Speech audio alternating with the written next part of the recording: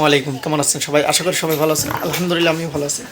তবে এই যে এখন চলতেছে মোটামুটি কোরবানির আগে, অর্থাৎ ফেব্রুয়ারি, মার্চ, এপ্রিল, মে, এই কয়টা মাসে খুব সমস্যা হয়। সেটা হচ্ছে এলএসডি এবং এফএমডি, অর্থাৎ খোরা রোগ এবং হচ্ছে জিব্বাইজ ঘাটা বলি আমরা, জরা যেটা বলি, এই রোগটা হয়। মানে এই কয়েক মাসের মধ্যে সম্ভাবনা বেশি থাকে। তার অন্যতম কারণ হচ্ছে এই সময় তো মাছি মশার এগুলো উৎপাত বেড়ে যায়।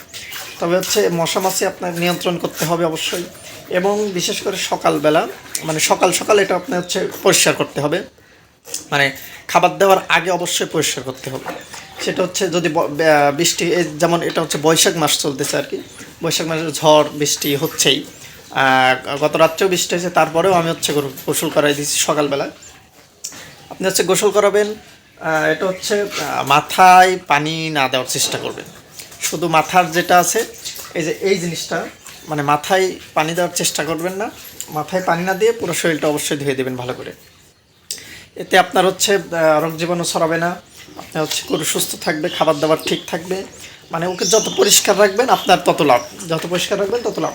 তবে হচ্ছে আপনি অবশ্যই গরুকে গোসল করে, এবং বিশেষ করে চেষ্টা করবেন আপনার হচ্ছে পায়ের যে অংশটা আছে, অর্থাৎ খুর যেটা বলি, খুরের ভিতরটা খুব ভালোভাবে আপনি ধুয়ে দিবেন, পরিষ্কার করে দেবেন। মাঝে সাঝে আপনি পটাশ দিবেন।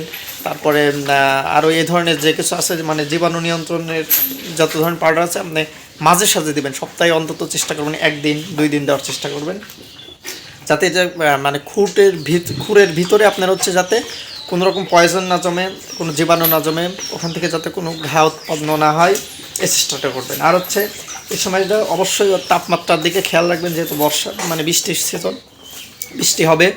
এই সময়টাতে আপনি চেষ্টা করবেন তাপমাত্রাটা কন্টিনিউ করার জন্য। যদি তাপমাত্রাটা কন্টিনিউ করে, এটা আপনার লাভ হবে। জ্বর ঠান্ডা এগুলো হচ্ছে এগুলো থেকে মুক্তি পাবেন আপনি।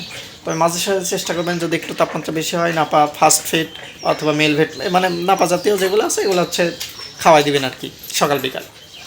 আর একটা জিনিস করবেন, সেটা হচ্ছে মানে অবশ্যই পরিষ্কার পানি খাওয়াবেন। অবশ্যই ঠান্ডা এবং পরিষ্কার পানি পর্যাপ্ত পরিমাণে খাওয়াবেন। তো সবাই ভালো থাকবেন, সুস্থ থাকবেন, আর দোয়া করবেন আমার জন্য। আসসালামু আলাইকুম।